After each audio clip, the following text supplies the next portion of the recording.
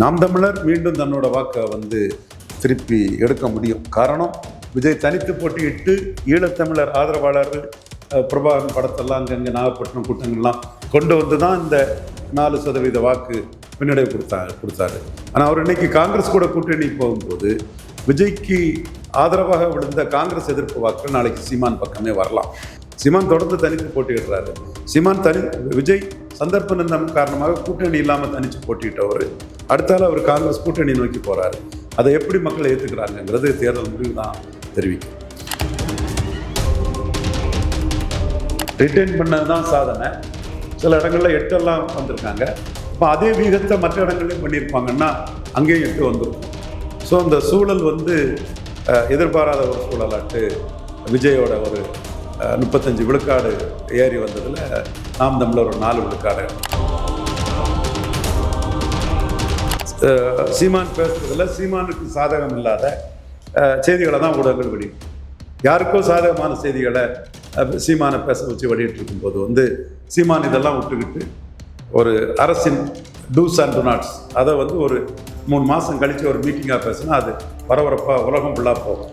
அதுக்கான சீமான் என்ன சொல்கிறாருங்கிற பார்வையும் கிடைக்கும். ஸோ அதுதான் இனிமேல் ஒவ்வொரு ப்ரெஸ் மீட்டும் போகிறத விட கேப் விட்டு அடித்து தூக்குறது தான் நல்லாயிருக்கும். சீமான் அந்த விதத்தில் தான் போகிற மாதிரி தெரியும்.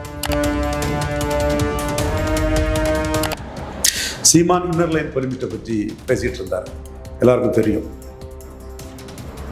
இப்போ சம்பவம் நடக்கும்போது சம்பவத்தின் அடிப்படையில் அண்ணாமலையும் அதை பேசுகிறார். ஸோ இந்த இஷ்யூவை மற்ற அரசியல் கட்சிகள் எப்படி அட்ரஸ் பண்ண போகிறாங்க, இது தேவையா தேவையில்லையா, இது தேவைன்னா தமிழ்நாட்டில் உள்ள மற்ற அரசியல் கட்சிகளின் நிலைப்பாடு என்ன, அரசாங்கத்தின் நிலைப்பாடு என்ன, இது பதில் சொல்லி ஆகணும். ஏன்னா இந்த இஷ்யூஸை முன்னெடுத்து தான் அண்ணாமலை சென்றிக்கு ஒரு எலெக்ஷனை எதிர்பார்ப்பார். அவர் ஒரு டால் கிளைம் பண்ணி ஒரு அரசியல் வரும்போது தன்னோட டெஸ்டிங் கிரவுண்டுக்குள்ளே வரும்போது இந்த இஷ்யூ எல்லாம் அண்ணாமலை பெருசாக எடுப்பார். அப்போ இதில் அவர் விஜய் வெர்சஸ் அண்ணாமலையை தான் அண்ணாமலையோட ஸோ அதுக்கெல்லாம் ப்ரிப்பரேட்டரி ஒர்க்காக தான் அண்ணாமலை இது பண்ணுறாரு. இதுக்கு ஆளும் அரசு தாவேக்கா அரசு என்ன ரியாக்ட் பண்ண போகிறாங்க, இன்னர் லைன் பெர்மிட் வேணுமா வேண்டாமா, அல்லது அது இல்லாமலே எஃபெக்டிவாக லா அண்ட் ஆர்டர் ஹேண்டில் பண்ணிடுவாங்களா. சீமானும் இது சம்மந்தமாக திமுக அரசுக்கு பயங்கரமான நெருக்கடியோட கொடுத்தாரு. பட் சீமானோட அரசியல் இப்போ கொஞ்ச நாள்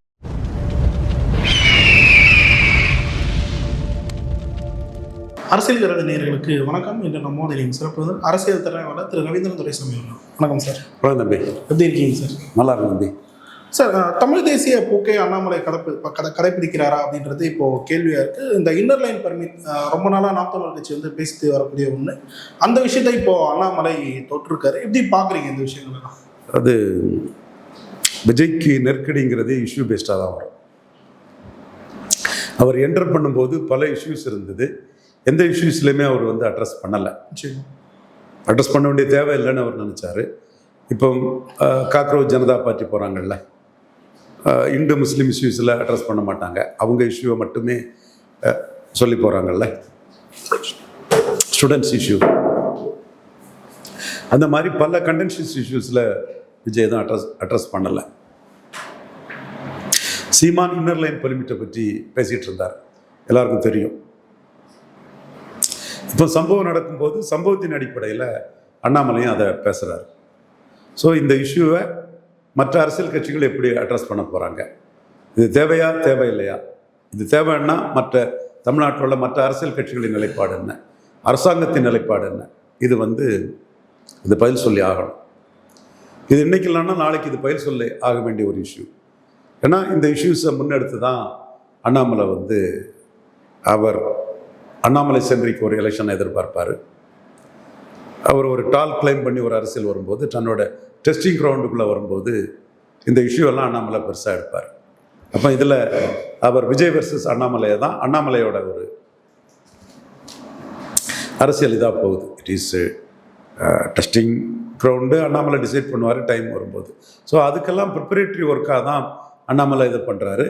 இதுக்கு ஆளும் அரசு தாவேக்கா அரசு என்ன ரியாக்ட் பண்ண போகிறாங்க, இன்னர் லைன் பெர்மிட் வேணுமா வேண்டாமா, அல்லது அது இல்லாமலே எஃபெக்டிவாக லா அண்ட் ஆர்டர் ஹேண்டில் பண்ணிவிடுவாங்களா. தாராவியில் தமிழர்கள் பெரிய அளவில் இருந்தாங்க. அப்போல்லாம் மகாராஷ்டிராவில் இந்த அளவுக்கு தமிழர்களுக்கு எதிரான ஒரு பார்வையோ எதுவோ வரல. ஆனால் இங்கே வட இந்தியர்கள் இங்கே வரும்போது கிரைம் சென்ட்ரிக்காக ஒரு பார்வை உங்களோட அரசியல் கட்சிகள் மத்தியில் வர்றதை நம்ம தெளிவாகவே பார்க்குறோம். ஸோ இதுக்கு இதில் உள்ள வேலிடிட்டி என்ன, சரியா, உள்நோக்கம் கொண்டதா, ஒரு அரசியல் காழ்ப்புணர்ச்சி போல இனவிரோத அரசியலா, உண்மையிலே கிரைமை கண்ட்ரோல் பண்ணுங்கிற நோக்கம் கொண்டதா, எல்லாம் பார்த்து இதுக்கான சாதக பாதகங்கள் ப்ரோஸ் அண்ட் கான்ஸ் பார்த்து இது தொடர்பாக முடிவெடுக்க வேண்டியது தமிழக அரசு. எப்படி தமிழக அரசு இதை ரியாக்ட் பண்ணுறாங்கங்கிறத பொறுத்திருந்து பார்க்கணும். இது ஒரு நிகழ்வு மட்டுமல்ல, தொடர் நிகழ்வுகள் வரும்போது அதற்கான தேவைகள் வர ஆரம்பிக்கும். இன்னைக்கு தமிழக அரசு சட்ட ஒழுங்கை கையாளக்கூடிய விதத்தை அண்ணாமலை பாராட்டிக்கிட்டு ஒரு ரைடர் வைக்கிறார். இனிமேல் இப்படி நடக்காததுக்கு என்ன ப்ரிவென்ஷன் பண்ண போறீங்க? நிச்சயமா இதுதான் அரசின் திறமைக்கு அண்ணாமலை வைக்கிற செக். அந்த செக்கை அண்ணாமலை வைக்கிறார். சீமானும் இது சம்பந்தமா திமுக அரசுக்கு பயங்கரமான நெருக்கடிகளை கொடுத்தாரு. பட் சீமானோட அரசியல் இப்போ கொஞ்ச நாள் பேசாமல் இருந்துக்கிட்டு அரசின் ஃபெயிலியர்ஸ் எல்லாம் பட்டியலிட்டு பேசலாங்கிற மாதிரிப்பட்ட ஒரு திட்டத்தில் இருக்கிறது மாதிரிப்பட்ட தகவல்கள் வருது. சார், குறிப்பாக ஆரம்பத்தில் அண்ணாமலை அவர் கட்சி ஆரம்பிச்சு நம்ம ஒரு காணொலியில் பேசிட்டோம். இந்த தேர்தலில் அண்ணாமலை அடுத்து வரக்கூடிய தேர்தல் தனித்து தான் நிற்பார் அப்படின்ற மாதிரியும், ஃபியூச்சரில் வேணால் அந்த அலையன்ஸ் பற்றி பேசுவார் அப்படின்ற ஒரு விஷயத்தையும் அதை பண்ணி இன்னமும் அதே நிலையில் தான் இருக்கா, இல்லை 2029 31 கூட்டணி ஏற்படும் நினைக்கிறீங்க நாம் தமிழர் போன்ற கட்சிகள்? அண்ணாமலையும் சீமானு தான் முடிவு பண்ணணும். சீமான் களத்தில் தொடர்ந்து பயணிக்கிறாரு, தனித்தே பயணிக்கிறாரு.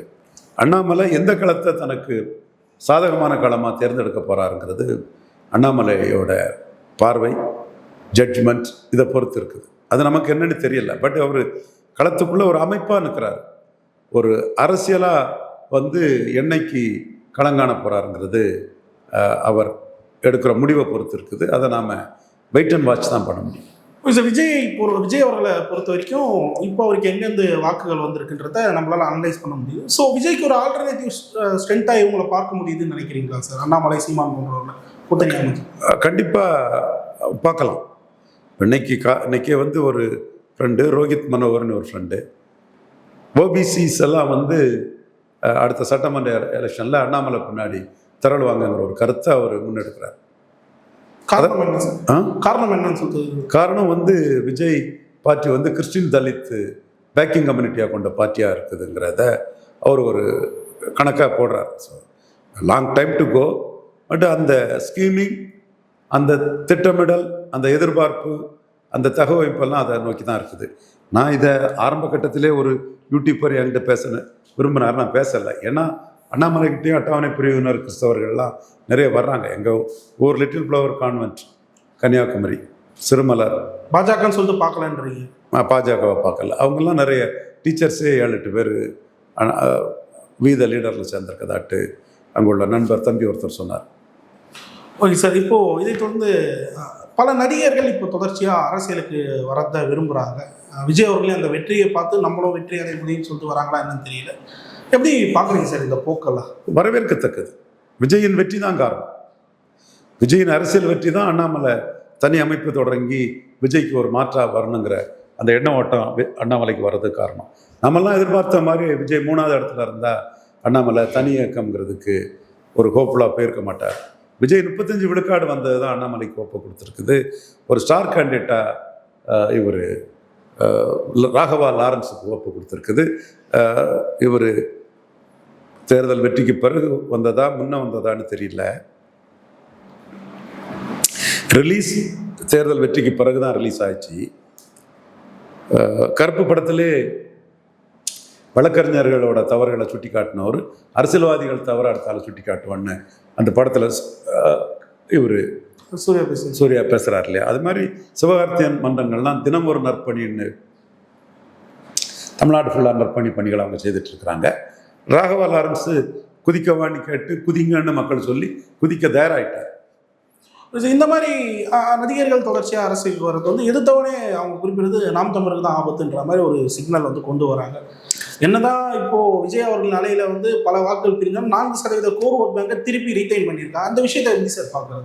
நாம் தமிழர் மீண்டும் தன்னோட வாக்கை திருப்பி எடுக்க முடியும். காரணம், விஜய் தனித்து போட்டியிட்டு ஈழத்தமிழர் ஆதரவாளர்கள் பிரபாகரன் படத்தெல்லாம் அங்கங்கே நாகப்பட்டினம் கூட்டங்கள்லாம் கொண்டு வந்து தான் இந்த 4% வாக்கு பின்னடைவு கொடுத்தாரு. ஆனால் அவர் இன்னைக்கு காங்கிரஸ் கூட கூட்டணி போகும்போது விஜய்க்கு ஆதரவாக விழுந்த காங்கிரஸ் எதிர்ப்பு வாக்குகள் நாளைக்கு சீமான் பக்கமே வரலாம். அது நாளைக்கு தேர்தல் முடிவு தான் சொல்ல முடியும். சீமான் தொடர்ந்து தனித்து போட்டியிடுறாரு. விஜய் சந்தர்ப்ப நிந்தம் காரணமாக கூட்டணி இல்லாமல் தனித்து போட்டியிட்டவர், தனித்து போட்டியிட்டவர் ஆட்சியை பிடிச்சிட்டார். அது அவருக்கு வாய்ப்பு, அது நம்ம நல்ல வாய்ப்பாக அவருக்கு அமைஞ்சுது. அடுத்தால அவர் காங்கிரஸ் கூட்டணி நோக்கி போகிறாரு. அதை எப்படி மக்கள் ஏற்றுக்கிறாங்கங்கிறது தேர்தல் முடிவு தான் தெரிவிக்கும்.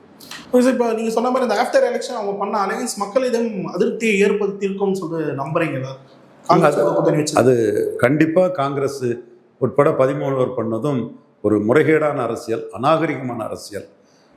தங்களுடைய சுயலாபத்துக்காக ஒரு அறம் சாரா ஒரு அரசியலை பண்ணிக்கிட்டு பாஜக வந்துடும் கவர்னராட்சி வந்துடும்னு ஒரு சாக்கு போக்க சொல்கிறத நம்ம மக்களுக்கே உணர்றாங்க. அது ஸோ இவங்கள மக்கள் எப்படி ஜட்ஜ் பண்ண போகிறாங்க வரும் தேர்தல்களில்?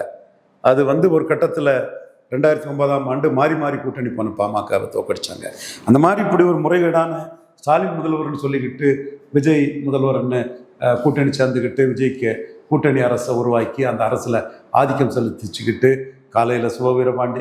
காலையில் வீரபாண்டியன் பேட்டி, சாயங்காலம் இவர் சண்முகம் பேட்டி, அரசே அவங்க கையில் வச்சுக்கிட்டு இருக்கிற மாதிரி ஒவ்வொருத்தரும் நடவடிக்கை பண்ணுறது, தங்களோட அரசு காட்டுறதுக்கெல்லாம் மக்கள் எப்படி தீர்ப்பளிக்க போகிறாங்கங்கிறது அடுத்தால வரக்கூடிய ஒரு பெரிய தேர்தலில் தான் தெரியும்.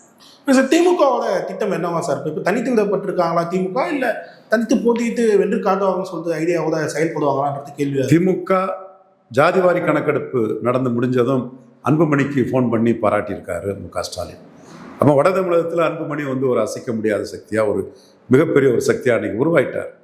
வன்னியர் அமைப்புகள் பல இருந்தாலும் கூட வன்னியர் சமூகத்தில் நிரூபிக்கப்பட்ட ஒரு சக்தியாட்டு அவர் அன்புமணி உருவாயிட்டார். ஏன்னா 2026க்கு முன்னாடி அன்புமணியா டாக்டர் ஐயாவான்னு 26 ரிசல்ட்டில் டாக்டர் ஐயா ceases to be exist as a force. Right. ஒரு அரசியல் சக்தி அல்ல, ஸ்டாச்சர் இருக்கு, வரலாறு. அரசியல் சக்தியா நீ என்ன? இல்லை. அப்போ ஒரே அரசியல் சக்தி வன்னியர் சமூகத்தில் அன்புமணி ராமதாஸ். இப்போ இன்னைக்கு ஸ்டாலினும் அன்புமணியும் சேர்ந்தா எடப்பாடிக்கு நிலைமை வட தமிழகத்தில் என்ன? ஒன்றும் இல்லை, தாக்கே பிடிக்க முடியாது. சி.வி. சண்முகம் வேற இறங்கி அடிக்கக்கூடிய சூழ்நிலை தாக்கு பிடிக்க முடியாது. ஸோ இங்கே இந்த இடம் வேறு ஆப்ஷன் வன்னியரில் அன்புமணி தவிர யாரும் இல்லைன்னு போது அன்புமணிக்கு இம்பார்ட்டன்ஸ் பெரிய அளவில் உயர்ந்திருக்கு. ஆனால் பிசிகா திமுக கூட்டணி மாதிரி எஃபிஷியன்ட் கூட்டணியாக பாமக திமுக உருவாகும்னு நினைக்கிறீங்களா சார்? இல்லை, கூட்டணின்னு உருவாகல. ஸ்டாலின் ஒரு ஆப்ஷனை அங்கே கொடுக்குறாரு. அன்புமணிக்கும் எடப்பாடியை விட ஸ்டாலின் தான் பெட்டர் ஆப்ஷன். புரியுது. அன்புமணி தான் முடிவு பண்ணணும், பட் பெட்டர் ஆப்ஷனாக ஸ்டாலின் தான் இருக்கதான் நான் பார்க்குறேன். ஓகே, அப்போ 2029 தேர்தலில் இந்த மாதிரி கூட்டணிகள் அமைக்க வாய்ப்பு இருக்குன்னு சொல்ல வரீங்க? 2029க்கு ரொம்ப நீண்ட காலம் இருக்கிறோம். டே டு டே பொலிட்டிக்ஸில் என்ன நடக்குங்கிறத நம்ம சொல்கிறோம். அந்த வகையில் 31 தொகுதி அன்புமணியால் தான் பெற்றது அதிமுகங்கிறத சி.வி. சண்முகமே கூறுவது ரொம்ப ஸ்ட்ராங்கான ஒரு வார்த்தைகள். இதை தொடர்ந்து 5 தொகுதி இடைத்தேர்தல், அதில் 4 அதிமுக வென்ற தொகுதிகள். இப்போ அந்த எம்எல்ஏக்கள் மாறி இருக்காங்க. அதிமுக ஆல்ரெடி வீக்காக இருக்காங்க, இப்போ அவங்களோட வேட்பாளர்களும் வீக்கெண்ட் பண்ணுறாங்க. எப்படி பார்க்குறீங்க இந்த விஷயங்களை? அம்பாசமுத்திரலாம் அதிமுக டெபாசிட் இழந்துன்னு கூட சொல்கிறாங்க. திருச்சியில் டெபாசிட் இழந்தது தான் ரொம்ப மோசம் போயிடும். அதே மாதிரி அதிமுகவுக்கு மிக்சடாக இருக்குது. மதுராந்தகத்தில் இந்த இணைப்பு படு பிளாப். ஆனால் அதே வேளையில் மரகதம் குமாரவேல் ரெட்டையில ஜெயித்துட்டு விசில் சின்னத்துக்கு கூட போய் சேர்ந்தது அதிமுக தொண்டர்களாலே கடுமையான விமர்சனத்துக்குள்ளாது. நீங்கள் சந்தர்ப்பவாத அரசியலாட்டு ஆளுங்கட்சி கூட போய் சேர்ந்துட்டீங்கிற விமர்சனத்தை கடுமையாக முன்வைக்கிறாங்க. அது இதுவரை இல்லாத ஒரு ஸ்பிளிட்டில் எடப்பாடிக்கு சாதகமாட்டும் 1-2 அம்சங்கள் நடக்குது. அந்த 4 தொகுதிக்குள்ளே நடக்குது. இதுவரை ஒரு ஸ்பிளிட்டில் இந்த மாதிரி ஒரு சூழ்நிலை எடப்பாடிக்கு ஏற்பட்டதில்லை. இந்த ஸ்பிளிட்டில் அது ஏற்படுறதா தான் நான் பார்க்குறேன். ஆனால் அதை வச்சு எடப்பாடிக்கு பெரிய பூஸ்ட் ஆயிரும்னு சொல்ல முடியாது. ஏன்னா அமைப்பு அவருக்கு பலகீனம் அடைஞ்சிட்ருக்கு. இவர் உடுமலைப்பேட்டை ராதாகிருஷ்ணன் போயிடுறாரு, சம்பத் போயிடுறாரு, கடலூரில் கடம்பூர் ராஜு போயிடுறாரு, இப்படி அவர் போயிடுறாரு, இவர் போயிடுறாரு, இவர் போயிடுறாரு, இங்கே போயிடுறாரு, இங்கே போயிடுறாரு, இவர் பெஞ்சமின் திமுகவுக்கு போயிடுறாரு, வெங்கட்ராமன் திமுகவுக்கு போயிடுறாரு. இப்படி இந்த எக்ஸோடஸ் வந்து பெரிய அளவுக்கு தாவேக்காவை நோக்கி இருக்குது. அது எடப்பாடியை வந்து பாதிக்க தான் செய்யும், பலகீனப்படுத்தும்.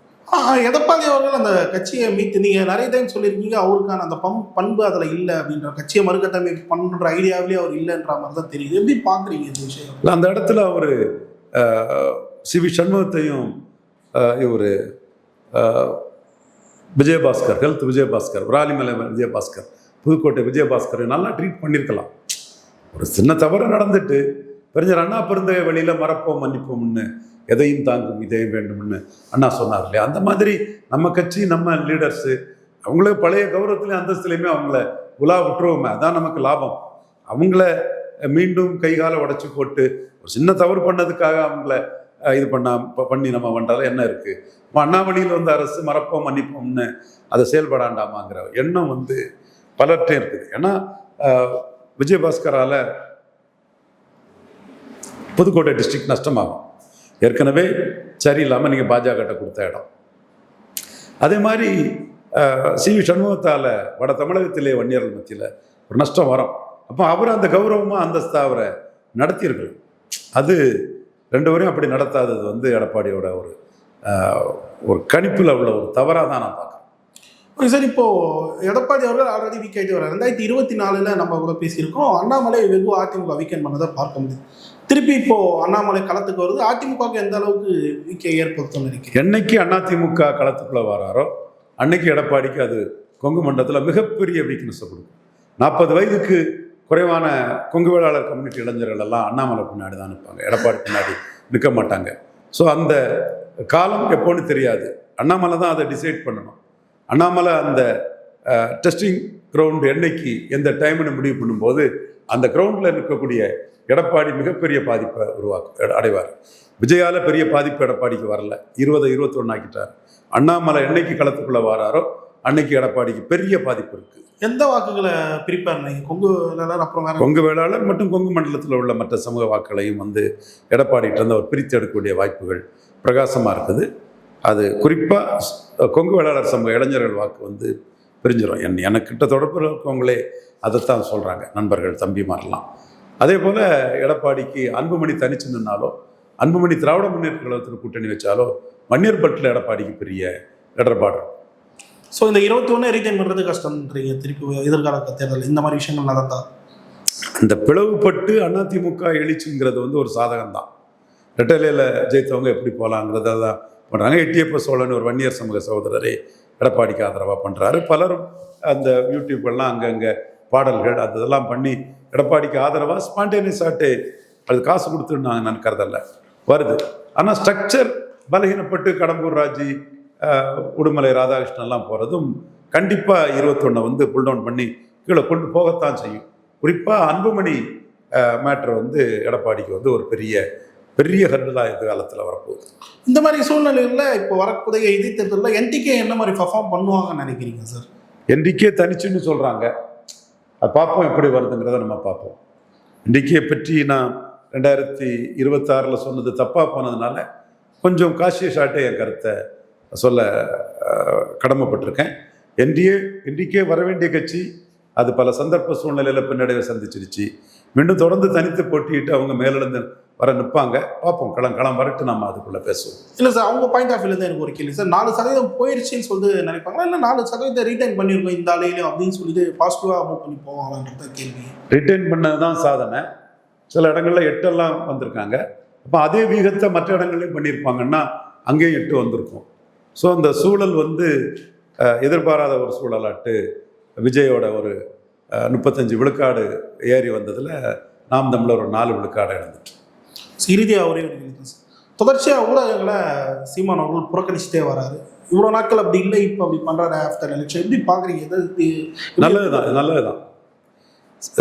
சீமான் பேசுறதுல சீமானுக்கு சாதகம் இல்லாத செய்திகளை தான் ஊடகங்கள் வெளியிட்டு, யாருக்கோ சாதகமான செய்திகளை சீமானை பேச வச்சு வெளியிட்டு இருக்கும்போது வந்து சீமான் இதெல்லாம் விட்டுக்கிட்டு ஒரு அரசின் டூஸ் அண்ட் டொனாட்ஸ் அதை வந்து ஒரு 3 மாதம் கழித்து ஒரு மீட்டிங்காக பேசினா அது பரபரப்பாக உலகம் ஃபுல்லாக போகும்.